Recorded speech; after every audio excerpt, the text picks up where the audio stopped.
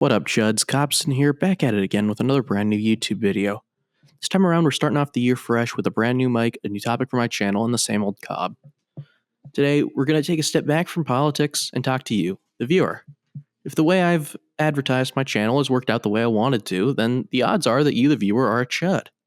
But what do I mean by a chud? Well, to me, the quintessential chud is a late teen or 20-something man who feels alienated from the mainstream, is skeptical of authority figures, holds a deep sense of introspection, and is of low societal status. Chuds tend to be loners, having a rather small group of friends, and are oftentimes directionless during their early adulthood.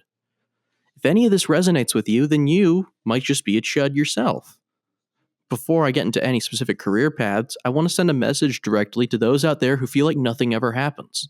The folks who don't want to apply themselves and are perfectly comfortable living at home. This lifestyle will catch up to you sooner or later.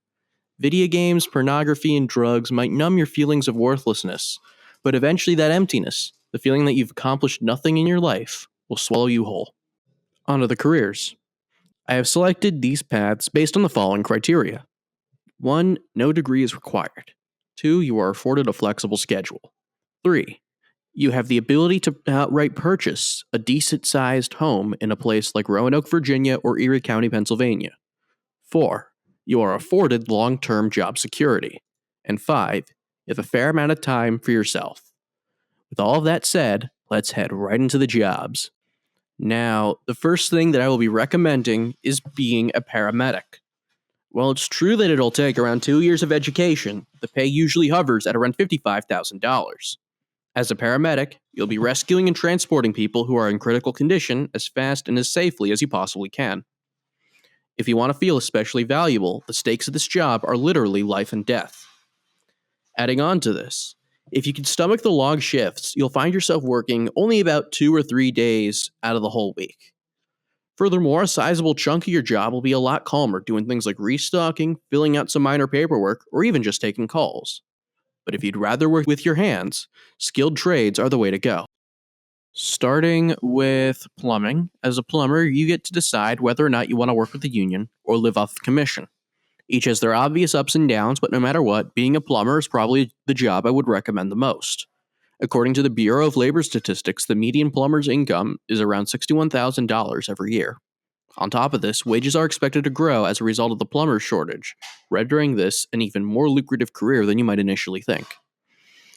If working with pipes just isn't your thing, I'd recommend finding a career in HVAC, especially if you live in a high-cost area, as working HVAC has the potential to be an absolute goldmine where it isn't impossible to break 6 figures if you play your cards right.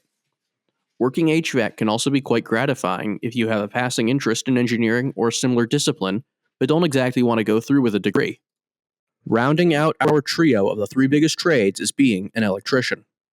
As an electrician, you'll be making $61,000 a year, and you'll be doing the most dangerous of the 3 skilled trades that I've mentioned. I'd recommend against being an electrician if you are afraid of heights, as fixing power lines, going into the walls of larger buildings, and potentially even repairing cell towers are all within this line of work. So besides the obvious risk of electrocution, you might also fall. Now, I'm well aware that many of you watching remain unsatisfied. Only 4 careers? You kidding me? And believe me, I understand where you're coming from. I promised comprehensive career advice, and I only gave you 4 jobs, but I have my reasons. And I know many of the people here will probably not be interested in manual labor as a career, and I understand that, but I still think you should work a trade.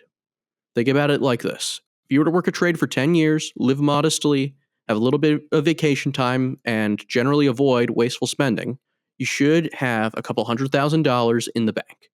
And you might have even more if you try deduction maxing. This itself is enough money to be able to start doing something a lot more exciting.